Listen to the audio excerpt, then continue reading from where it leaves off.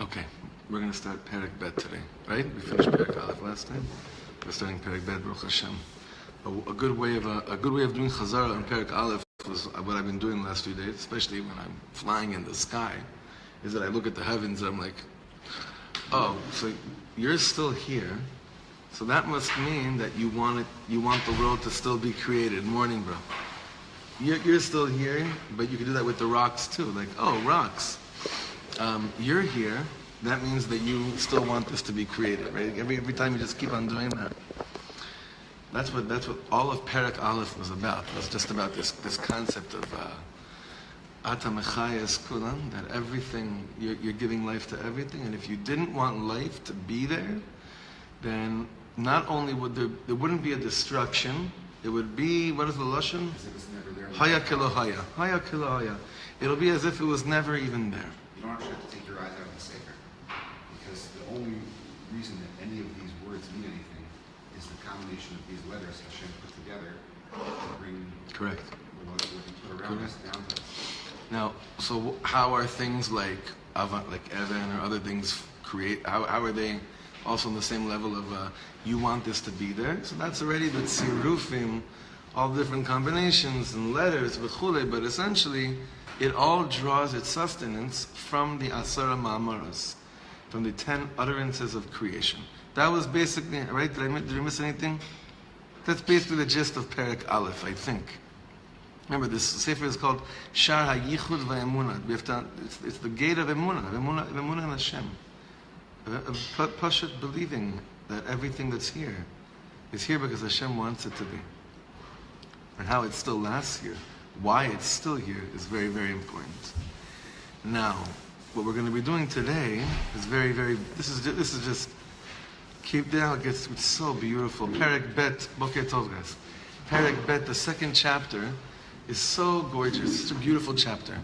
Now, when I say to you, tell me what does Hashgacha Pratis mean? So, what do we usually say Hashgacha Pratit means? How do we? Paying particular attention to every single detail in the world. God's paying attention to every detail in the world. What else do we say? Divine happening. Right. Divine. What's the other way? Divine providence. We say, right? Yeah. There is no coincidence. Divine providence. Hashgacha Pratit. Now this is what we're going to be doing today. He's going to explain how there's a mistake. There's a mistake by the minim and the kofrim, the heretics, the kofrim, how they misunderstood the concept of hashgacha pratit, what hashgacha pratit really means. And it'll be a continuation of the flow from what we did in chapter 1. And the way the Alter Rebbe is going to relate this to we'll see something incredible. Of understanding, wait a second, do we believe in Hashgacha Pratis? Are we actually in tune with divine providence? Okay, I could say about them, they're kofrim, they don't get it, but do I even, I say I'm a Yehudi Shema'amin. I say I'm a believing Jew, but do I even understand what Hashgacha Pratis means? It's already a whole nother level. So look inside, starting to Perek Bet. V'hine mikan, tshuva saminim v'gilui shoresh ta'utam, hakofrim be'Hashgacha Pratit, u'be'otot u'moftei HaTorah.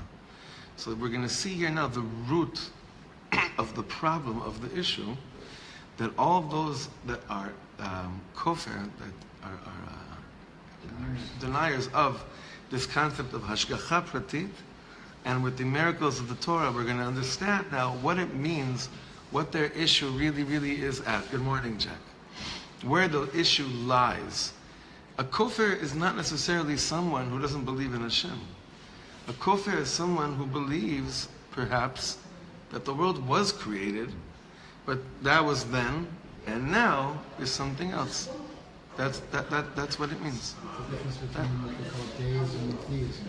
I'm sorry? Say that again. The difference between deism and theism. Deism believes there was a creator, and after that, hands off, nothing. There is a God, but has no relationship whatsoever. Correct. That goes on. Correct. Theism is more of a believing in a real person, a God that exists in history and continues to exist. Nachon. But we'll see how that's essential to understanding the bigger picture.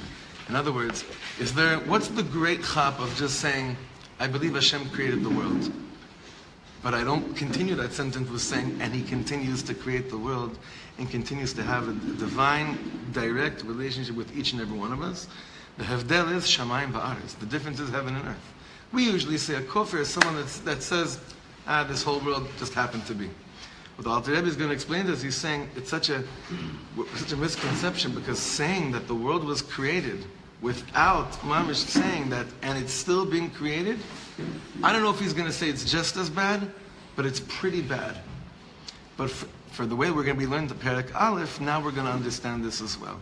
For instance, like, many of us walk around and say we believe in God, we believe in God. But if we walk down the street and we look at, while we're looking at the Shamayim, so do we say, well, my belief in God means that because the heavens are still here, it's only because Hashem wanted it to be here. That's what Emuna means. That's what Emuna in the concept of Hashgacha means. Hashgacha pratik. So whoever needs, here's some copies. If anyone else needs. We're in Perek Bet. I'm going to start from the beginning of the Perek. Yeah. והנה מכאן תשובת המינים וגילוי שורש טעותם הכופרים בהשגחה פרטית ובאותות ומופתי התורה. Where lies their issue, their misconception, their incredible mistake? שטועים בדמיונם הכוזב. They make a mistake in their, in modern Hebrew this would be their disappointing imagination. Right, I'm saying Dimyonam HaKozev actually doesn't mean failed. In Pshat Hebrew it means Achzava. It means they reach a place of that their imagination has disappointed them. Dafka using that word disappointed. In the regular text, of course, it means failed. But what does it mean that you have a failed imagination? It means that your imagination disappoints you. It didn't reach the place that you said it would be. Kind of similar to parenting. What was the issue in parenting? We said, you remember the problem we had in parenting class was when our children disappoint us, it's not that they disappoint us, it's that our expectations of them disappointed us. They didn't disappoint us. They did exactly what they're supposed to do. But our expectation of them was a dimayon kozev. Our expectation of them is what disappointed us. So too the minim and the kofrim, their expectation of what it means that God created the world b'chulei disappointed them because their level of understanding was limited. So look where it lies. Where did their dimayon, their imagination, where did it disappoint them? שמדמין מעשה השם עושה שמיים וארץ למעשה אנוש ותחבלותיו. They compare the creation of the world just to the same way that man created something. They do an exact contrast to the way that man, that he's going to give an example in a second of a silversmith. That's what he's comparing it to. Because they can't understand the concept of Hashem creating something and that the creation never, ever, ever, ever ceases to exist. That it doesn't stop. It continues to go on. כי כאשר יצא לצורף כלי, after a tzoref, in regular translation, I think in many of your books it says silversmith. Mm-hmm. Does anyone have another? Ali, what does it say by you? A tzoref? A goldsmith, whatever. כאשר יצא לצורף כלי, he's done it, he made a kli. So look what he says here. שוב אין הכלי צריך לידי הצורף. The kli doesn't need its maker in order to exist. He made it. It exists. It's out there. I'm thinking about like a nigun right now. What happens if you make up a nigun? Does the nigun need the Baal Mechaber of the nigun to still be there with it? We sing nigunim all the time. Right. Yeah, Jack. Yeah, I can't hear you either. Please speak up. I'm not going to speak louder than this, so you should come up closer, okay? כי אף שידיו מסולקות ממנו. The hands of the tzoref are mesulak mimeno. The hands of the silversmith are not on the kli anymore. Veholech lo bashuk, and he's walking, he's doing this thing. Hakli kayam betavnito v'tzalmo mamash. The existence of the kli exists in the same image, kasher yatsa midei tzoref. Just like when it came out of the fact of the, I don't know, where do silversmiths work? What do you call their shacks? I don't know. workshop. Yeah, whatever it is. He's saying the tzura, and not just the shape, but also its image, like the way it came out from the hands of the silversmith, the goldsmith. Doesn't matter where the yotzer was, where the creator was. That kli is exactly the same. Looks exactly the same. It's in the same exact image as when it came out of the factory. Kach medamin hasichlim ha'elu ma'aseh shamayim va'aretz. So too, these kofrim say it's the same thing with the world. God created the world. God then halach lashuk. God then goes onto the marketplace or whatever it is. He leaves the area. Kobe, you need a daf? I have a daf for you. Sorry. He leaves the. God made the world. He was a silversmith, goldsmith. He made it. Then he kind of like holech lashuk. He just does wands are off and he does his thing, and that's it.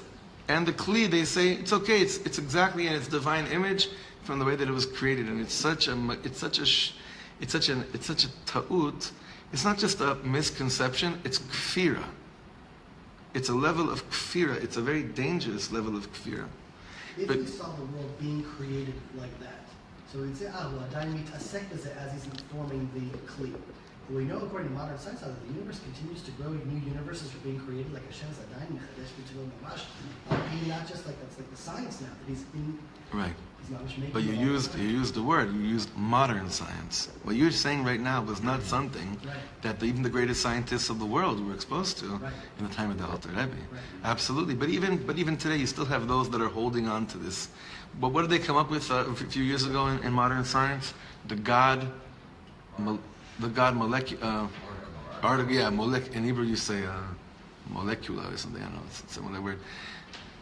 You still have those that are holding on to the last highness, saying, "Nah, we made a mistake. It's not really true." But even today, it's impossible to look at any form of the world and say that it happened and it's not happening anymore. However, this was a very, very big taina by many of the kofrim. He's going to explain now why that's so essential to understanding our concept of saying, "I believe in Hashem." You believe in Hashem, it means that we never left the factory. That's what believing in Hashem means. Even right now, as we're speaking. Now, what would this then lead a person to feel that he's capable of? Hitchadshut.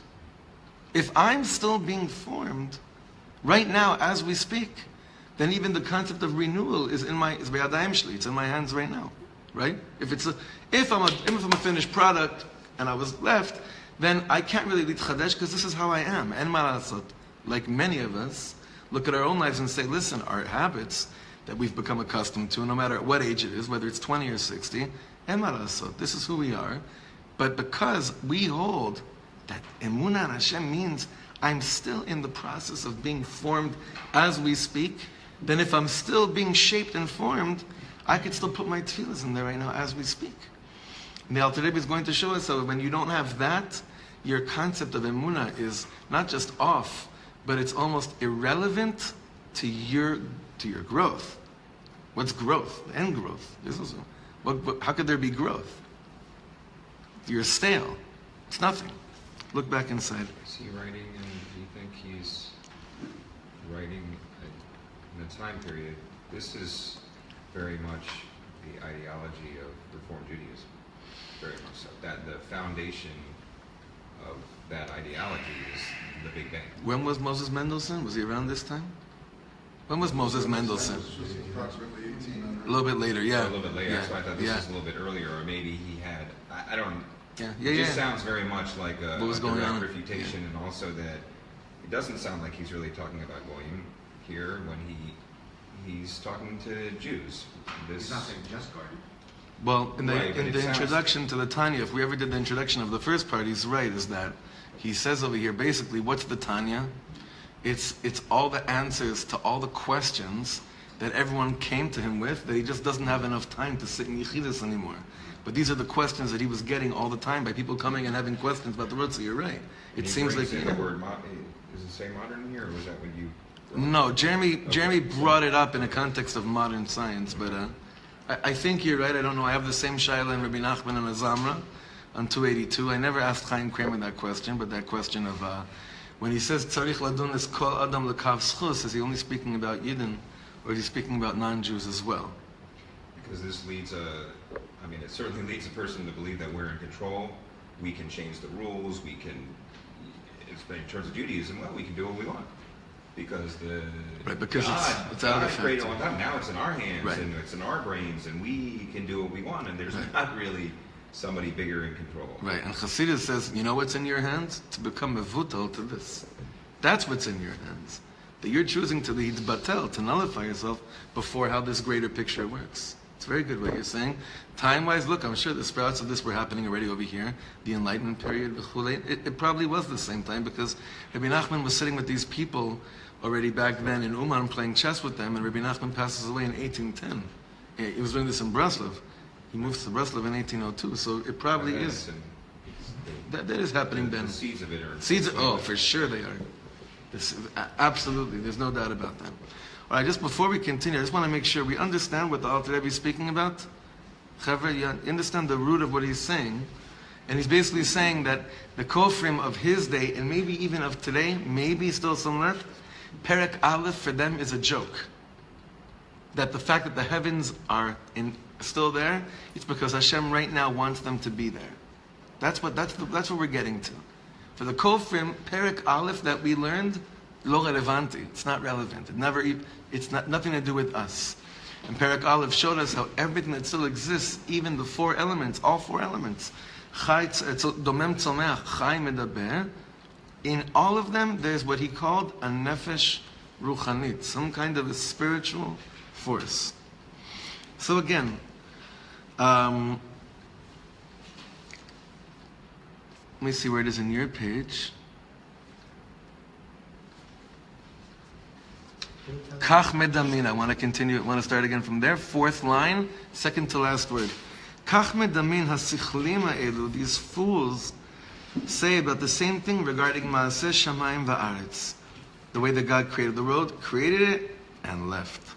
Ach tach meraot enehem ha'hevdel hagadol. Their eyes don't see the tremendous difference sheben Maaseh enosh betachbelutav shehu sheyesh miyesh. When man creates something, when a silversmith creates something, what do goldsmiths create? Give an example. Any form of gold. What are they creating from? Something from something, and not yesh me'ayin, which is it Greek we say ex nihilo. He's saying yesh me'yesh, when something is created from something, that's completely different. רק שמשנה הצורה והתמונה מתמונת חתיכת כסף לתמונת כלי. He's saying, when a goldsmith is at work and he's creating something, he's just creating the shape of something that already exists. And when you do that, you don't have to continue to give it life in order for it to exist. That's not the way the world was created. The world was created yesh me'ayin. There was something from nothing. And therefore, all the something from something, so you have to remember these two concepts for the rest of the Tanya and the rest of any learning in Chassidus. Yesh me'yesh, yesh me'ayin. How do we understand yesh me'yesh here? Yesh me'yesh means you did create something, but it wasn't from scratch. By the way, when does man create yesh me'ayin? The only time we could say maybe he creates yesh me'ayin a little bit. Huh?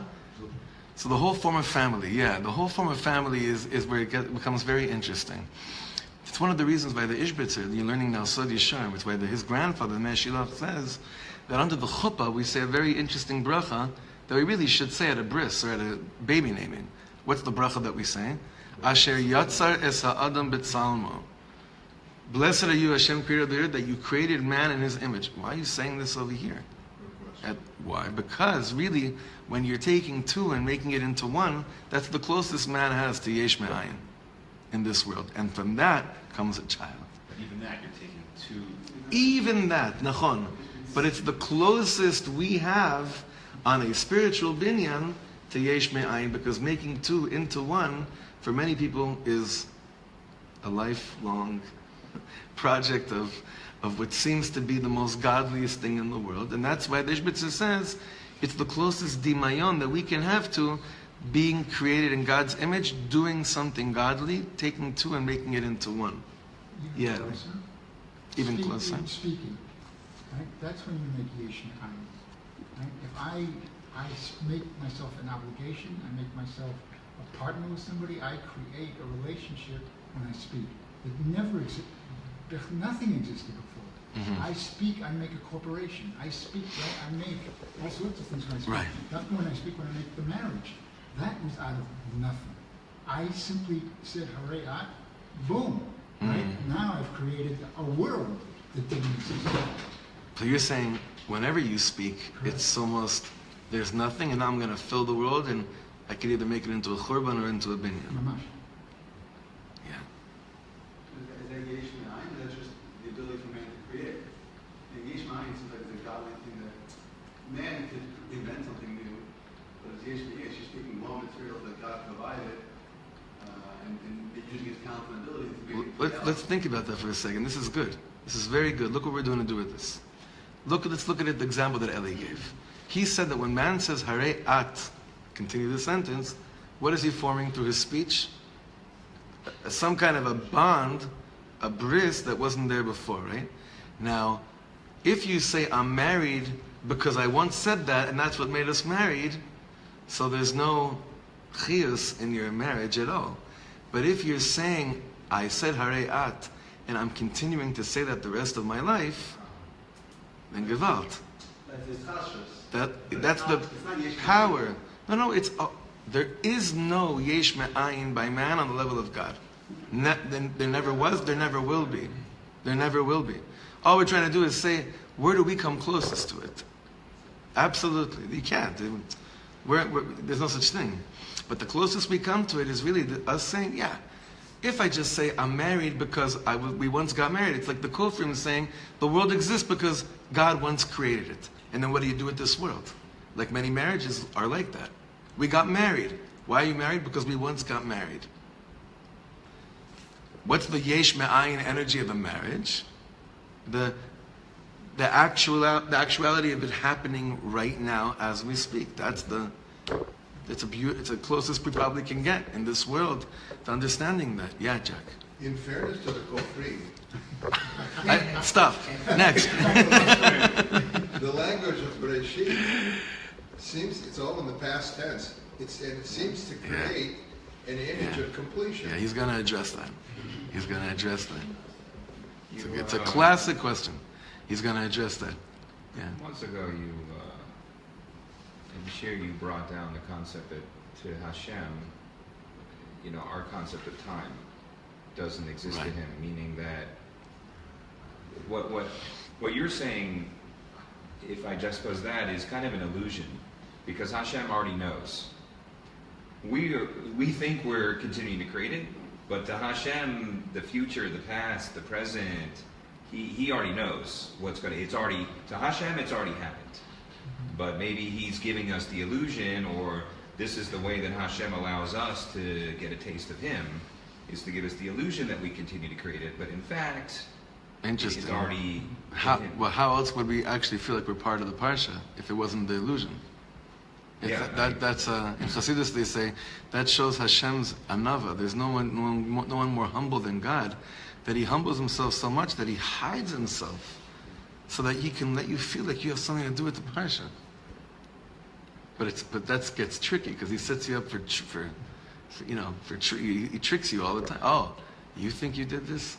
Yeah, yes. The mashal, he may even give it himself. Yeah. But I heard it on the timing on this point is a father who gives his son, a 20-year-old immature son, $1 million, but says you can't access it until you're 60.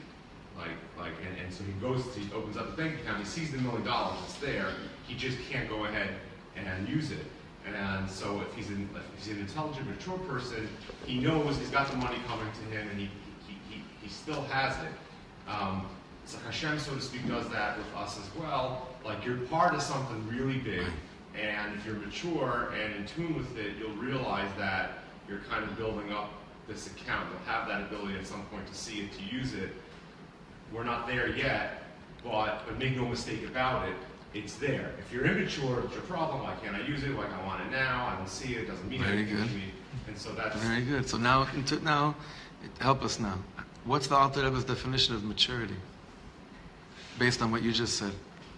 Meaning the axis. how's the Alter Rebbe explaining what a mature concept is? Well, it starts with like a consciousness. We were talking about What is the consciousness? awareness, That what? That Hashem is creating the world on a continuous, moment-to-moment basis. Nachon. That's exactly it. And that you, as part of this world, have a real part in it and have the ability to influence the universe in ways that you may not even... By what? By your consciousness and your actions. And your bittul to this is the way Hashem chose to create and to continue to create this world. I think it was the first day of Shir. I think your brother Noach, when he was here, what's your younger brother's name? Avram Yosef, when he was here. So we were trying to nail down some word or something. So he said bittul. Now, of course, the word is bittul. Shaila is, what am I mevatteling myself to? Right? Of course, we want to feel like we're in a state of self. I don't know. There's not really a good word for it in English. Self-annihilation doesn't sound so. All of that. Annihilation is destruction. You're not doing it. But some people really feel like that's that is bit. What'd you say, Gershon? Annulment. Nullification, annulment, all these words. But what are you doing it? What are you doing it to? You're doing it to the way that Hashem wanted this world to be created. The way that Hashem continues to create the world. This inyan of bittul. Yesh me'ayin. Yesh me'yesh. Man is yesh me'esh. So you're not going to mevatel yourself to a yesh me'yesh. Something that was already there. You only mevatel yourself to yesh me'ayin. To something that was never there before. Maybe like that's why this is going to sound like a very far out concept. You ever mevatel yourself to your wife? Well, only if you feel like you were never there before until she came into your life. You're never going to mevatel yourself to your wife. You're never going to. As long as you're holding on to you and I was always here and she came and helped me in certain areas in your life, then you're not really going to mevatel yourself before your wife. When are you going to mevatel yourself before your wife? When on a certain level you feel like she brought out in your existence a yesh me'ayin. That you and what you're capable of being, v'chule, was not in existence until she came into your life. Now, Yehuda, you're right. You can't compare it. It's not a yesh me'ayin per se. It's not a yesh me'ayin. That's only by the Ribono Shleim. But the closest we could get to that is through looking at life in that as saying, these are all shluchim in our life from HaKadosh Baruch Hu, specifically more than anyone, our spouse. And thus alone, you're right.